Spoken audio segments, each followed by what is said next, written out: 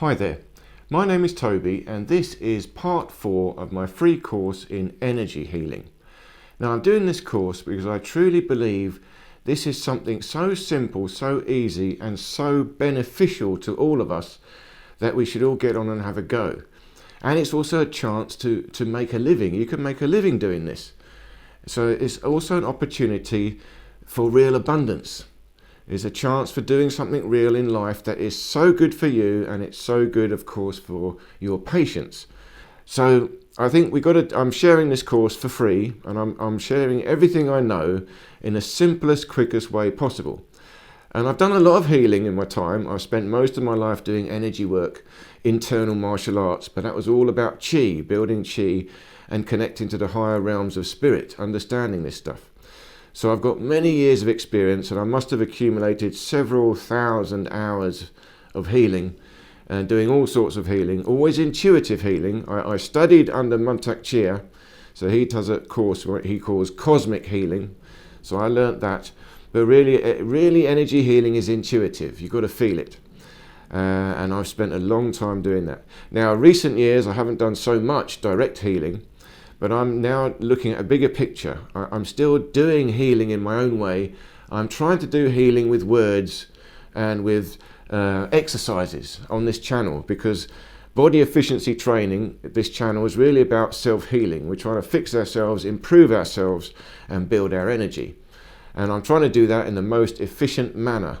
We've got to do it as quick as possible for the least amount of effort. It's about enjoying your life. You've got to enjoy your body, enjoy your training, and enjoy feeling the energy. And this energy healing is an extension of that. This is how we can extend that. Now, in this part 4 today, I'm going to be talking about shamanic healing. Now, shamanic healing is really where this all came from. And this sounds a bit more mysterious, but not really. It just means intuitive healing. So this whole course is intuitive energy healing. You can call that shamanic healing. Because a shaman is a true sovereign. They're an individual. They have their own connection to spirit, to the energy. And they are following the energy directly. No one's telling them what to do. They're not looking at any book. They're not following any dogma. They're tuning in to the force itself, and the force is guiding them. And they use whatever they want to use. So you know, the real old traditional shaman, they're dressing up. They're dressing up in an outfit. They've got musical instruments. They're making music. They're making sounds. So they're using vibration, frequencies. And they're using song. They're actually singing. So that is a melodic, harmonious series of frequencies. And that talks straight to your soul. It bypasses the conscious mind, because when you hear words, you hear language, that immediately becomes meaning, and you start to interpret it. Your brain has to work. When you hear music or abstract sounds or a language that you do not understand, it bypasses your conscious mind. You don't know what it is. So, well, what is that? It's just like noise.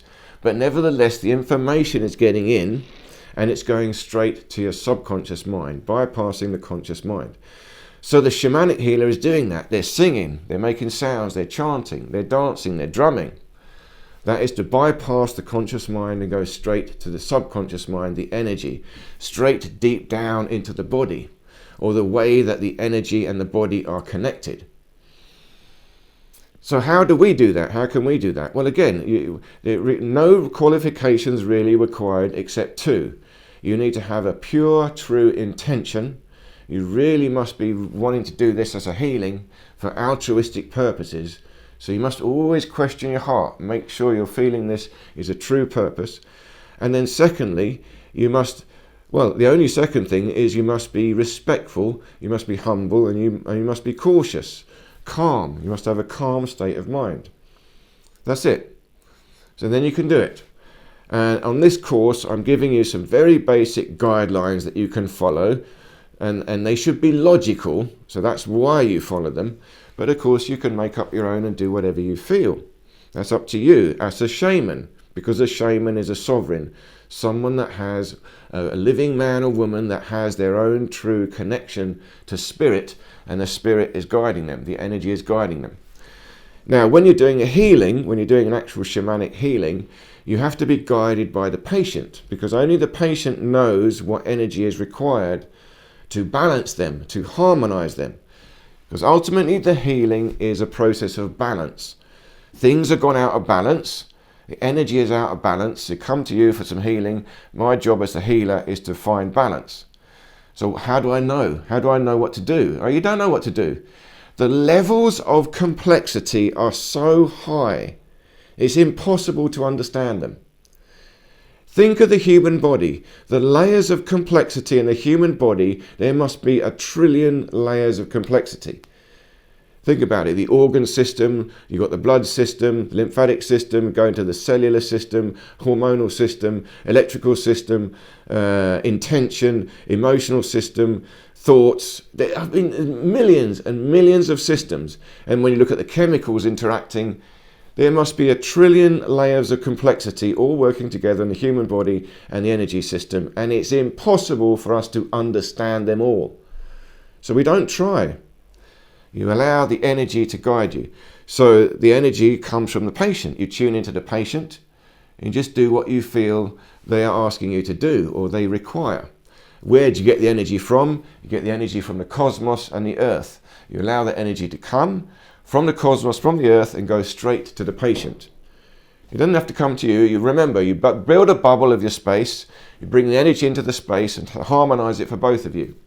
You connect to the cosmos, so the energy guides you. You connect to the earth, but you also connect the patient to the cosmos and you connect the patient to the earth, so they have their own connection. You must respect the autonomy of the patient. And then you are just guided by the patient, what you feel they want or need, and the cosmos itself, what it's telling you to do. And you're transmitting information, you're transmitting energy, you're transmitting heat, you're touching the person. But interestingly enough, in all the healings I do, see, most Qigong type healers have very hot hands. The hands get hot, you really feel the heat. Mine go the other way. My fingers go ice cold. Ice cold, they're going cold now. And it's because I'm going deep to the bones. The bones are like crystal. I'm going up to the vastness of space, the cosmic force. And that is crystalline. It's cold. It's in outer space.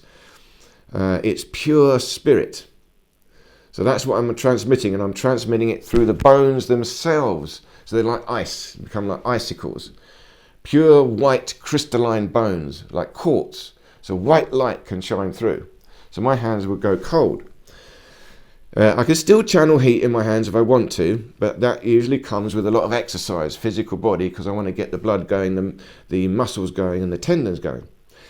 But whatever happens to you, hot or cold, doesn't matter, and you have different healers have different feelings because they work in slightly different ways. Different energy levels suit them better. But it doesn't matter. Whatever you do is good. It's unique. That is why we're all shaman. If you're going to take up this job of being an intuitive energy healer, you are becoming a shaman. So that means you must be sovereign, learn how to master your own energy, master your own body at the same time, and use this healing practice to improve your own mastery. And I talk a lot about the sovereign mindset on this channel as well, and it goes together with this. Because you need to have the ability to command the space. I seal this space. I protect this space, I make this space invisible, we disappear. And all that is coming here is the energy from the cosmos, the energy from the earth. I have to have the ability to command that. So now the shaman, as I said, if you would use different things, and the first one is chanting. So you might not feel confident to chant, but you can use breathing.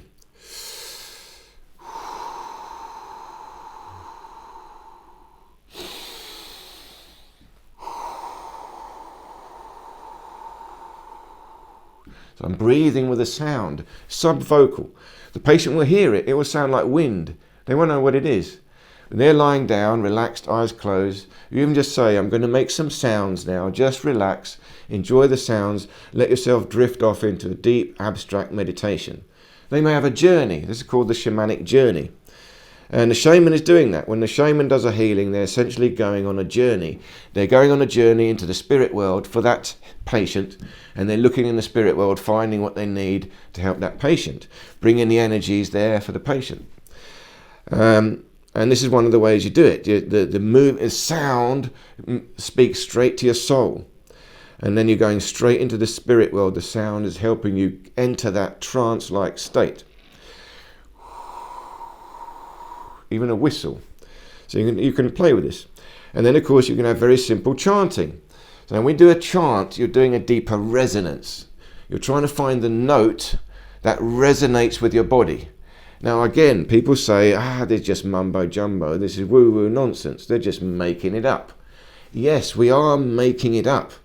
But we're not just making it up. We're making it up with deep, deep intuition, creativity, wisdom, and connection.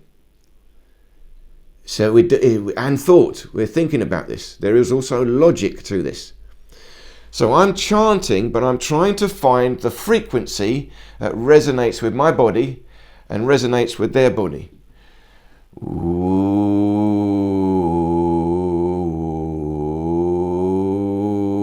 So I'm changing the tone just to play with it to show you, and you'll feel it. You'll feel one that sounds nice. One feels good. You'll feel it resonate in your body. The energy gets going. And see, the energy is going now. You get itchy, and the patient will feel it. They just got to relax. It'll be very relaxing for them. They'll go into a dream-like state. And if you get more confident and you feel it, you could do a chanting up and down, little song. You remember the shamans, the Red Indian shamans, the Native Americans. Oh yeah, yeah, oh yeah, yeah, oh yeah, oh yeah, oh. So the Native Americans, they sing a song, and they take that very seriously. And so do I. I take that very seriously. So I would do that sort of a thing, a shamanic-like song. And they do that, of course, to enter a trance. You'd have the war song. When they'd go into war, they'd sing and dance, because that builds your spirit, builds your soul, collects the energy. You're becoming sovereign. You're entering to the spirit world. You're uniting the power of the spirit world with the physical world. And that's what you're doing here in the healing for the patient. So you could have a bit of a song like that. And just as an aside, I'll share this little thing about my life with you. I had a particular, very powerful past life experience. I was a Native American Indian, an Apache Indian. Apache Indian. I just remember, all I remembered was riding on my horse. I was swearing vengeance against the white man. I swear vengeance against the white man. And then I remember it now, born in the body of a white man. And the irony. Oh, the irony. Of course, it's small-mindedness. It doesn't matter what colour you are, what tribe you are. We're all sovereign. If you are self-aware, it doesn't matter if you come from this earth or another planet. We're all the same. We're all equal. At the level of self-awareness, we're all sovereign. Everywhere in the universe. No one is above anyone else. Very important to understand that. That means I'm sovereign not only on this planet. If I went to another planet with a whole nother alien race, I don't care if they're 1 million years more advanced than me. They have no power over me. I'm still sovereign there because I'm self-aware. I'm a shaman here and I'll be a shaman there, anywhere. That's another thing. A shaman lives in two worlds at once. They live in this material world. They can feel this. They know what's going on here. They can defend themselves. They can do healing. They'll also do massage, by the way. You can actively do something physical as a shaman. But they also live in the spirit world. They feel the spirits. They know what's going on. They can feel the energies. So they're living in two worlds at once. It's like they're both asleep and awake. They are dreaming and awake at the same time. So as a true master shaman, when you go to sleep, you're still awake. I'm awake in my dreams. I'm traveling. And when I'm awake, I'm still dreaming. I'm still aware of the dreams. So this is high-level mastery. But we're just talking about shamanic healing, and we can all do that. Just tune into your intuition and see what you feel like doing. Now I'm saying you can chant, you can make tones. Now you can get a little drum. You can drum. I've got here a singing bowl. You can have a singing bowl. Again, this is creating a sound. Particular resonance. You can combine it.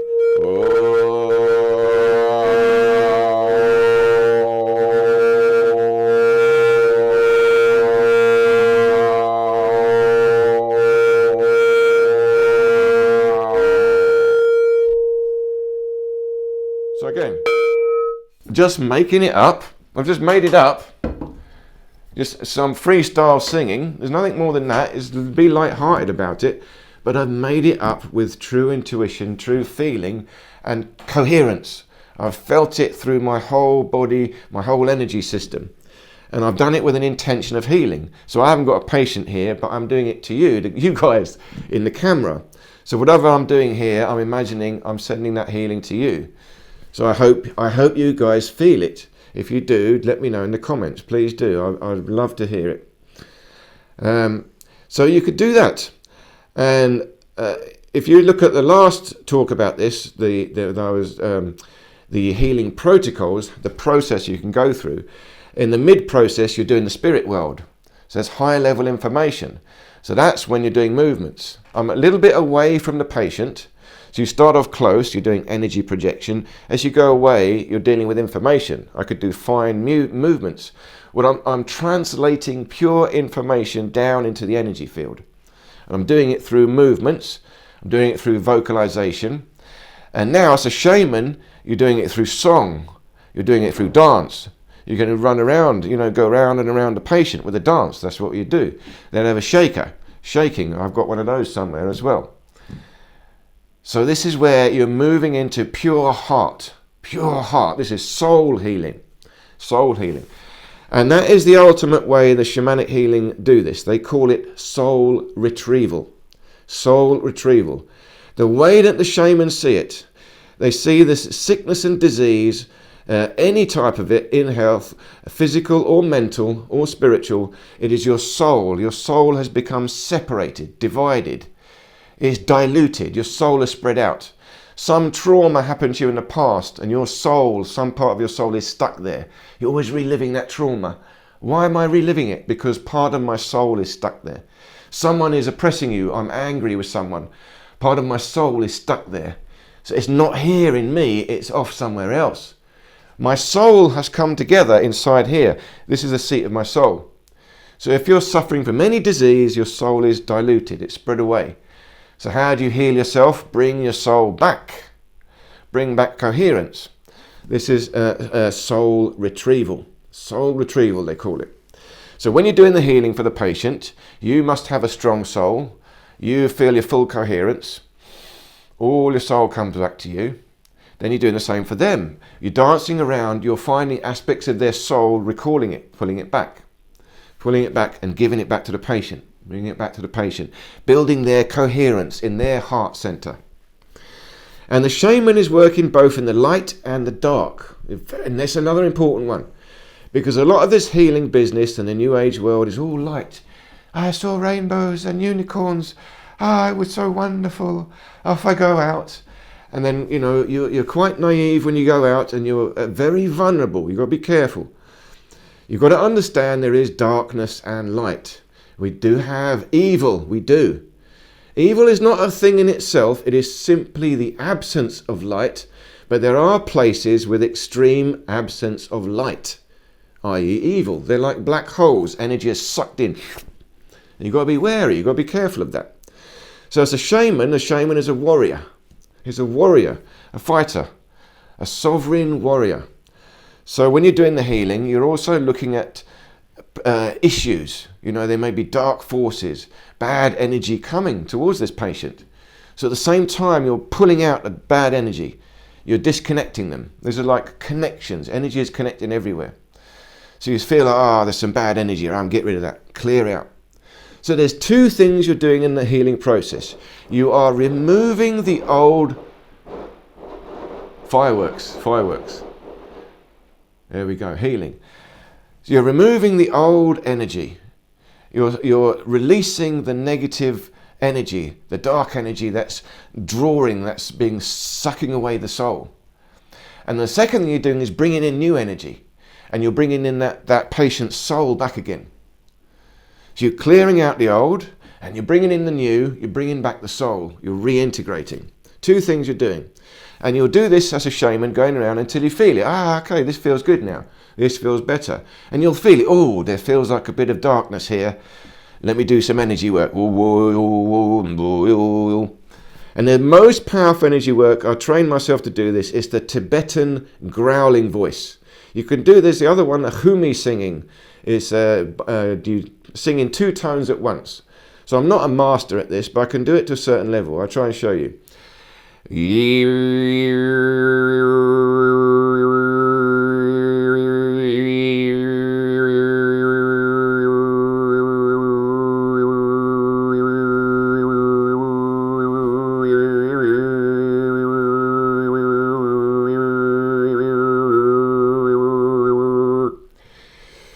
So there's 2 tones at once. You have a soft hum at the back, ooh, and then you have to create a shape with your tongue in your mouth and change that shape, and that creates a secondary wave.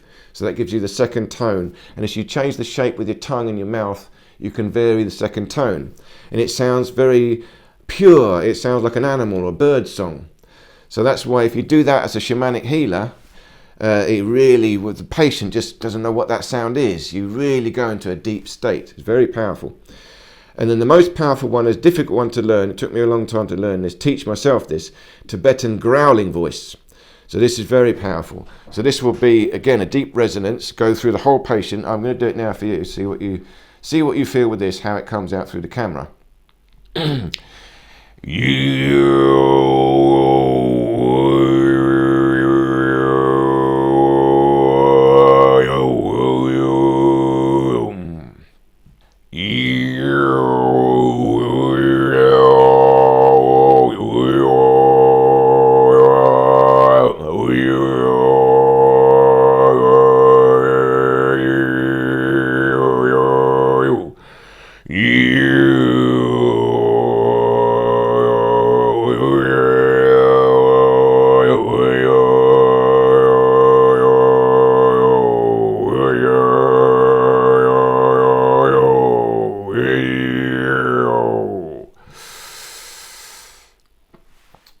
So that's the Tibetan growling voice.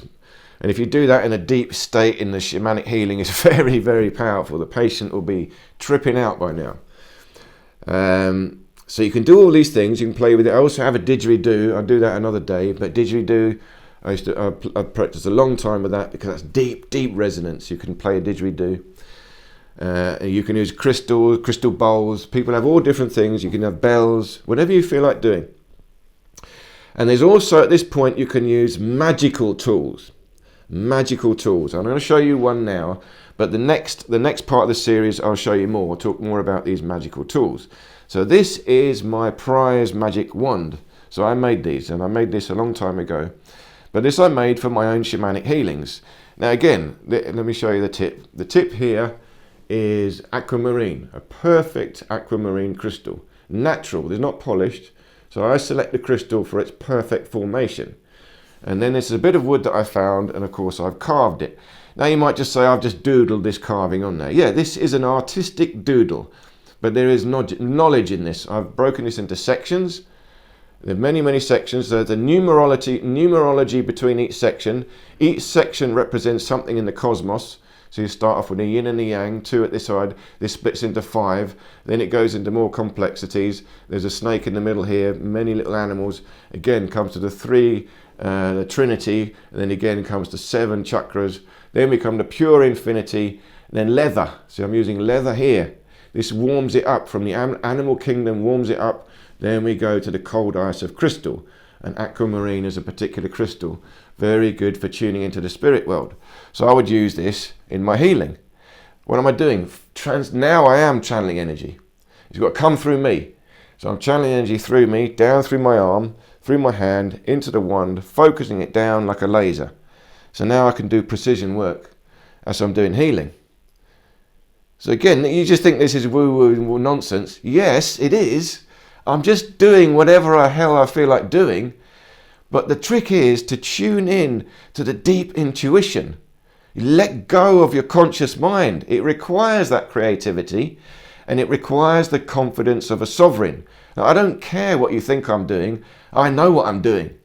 This is the energy translating itself through me. And now this is a magical implement that I've made. This is technology, but it's magic because this is organic. It's artistic. This is a delicate science made out of organic material. This is organic science. Ether science. This is chi magic. So this is a real precious magic wand of my own personal one. So whenever I have to do anything special, I will use this.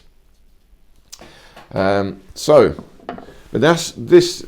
We're coming to the end now of this introduction to shamanic healing. But let me sum this up for you. This may sound a bit, daunting. It's not. It's beautifully simple, and you don't have to do all this complex stuff. You can still just do whatever you feel, laying hands on, a little bit of projection, a little bit of hand movements, whatever you feel like doing. Nice and easy, no pressure. This should not be hard work. Remember, this is benefiting you. You must enjoy it. You must love it. You must think, oh, great, I've got another healing to do, another chance to just relax. Energy's coming, getting more energy. I don't know what I'm going to do. Oh, I'll just do this today. Oh, today I feel like doing a bit of chanting. Oh, doesn't matter if it's no good. It's whatever comes out of your mouth with the true intention will be good. You see, it doesn't matter that it might be, it could be all over the place. It doesn't even matter. That is still a particular information that might just be required. Might just be required. Even if the patient starts laughing, what the hell's this? You can laugh, yeah. Laughing is part of the healing. It should be no ego, let it all go, no judgment. You don't know what's going to happen, and you don't know yourself what needs to happen. You have to allow it to happen. And you may find at the end of the healing they had an experience, they had a journey, and they could tell you about it, and you can share your experience. But again, make sure you're sharing it as a dream. You know, don't make any direct interpretations. That's where we got to be careful. Don't program your patient now. Don't tell them, do this, you must do that. Oh, I saw this happen to you. Oh, this happened to you. No. Don't say any of that. Don't get them confused now. They've got a state of balance. Their mind is empty. Let their mind stay empty. Let it find itself. So keep it nice. Yeah, I had a great experience. I saw these colours. I had this experience. I felt this particular energy come to you here, and then I felt the balance. You're always saying something positive to them, so they feel, oh yeah, it was good. It was. You must continue the healing with your words afterwards. So when they leave the door, when they leave you, they are strong. They are independent, and you feel good. Yeah, I can let them go now. Off you go.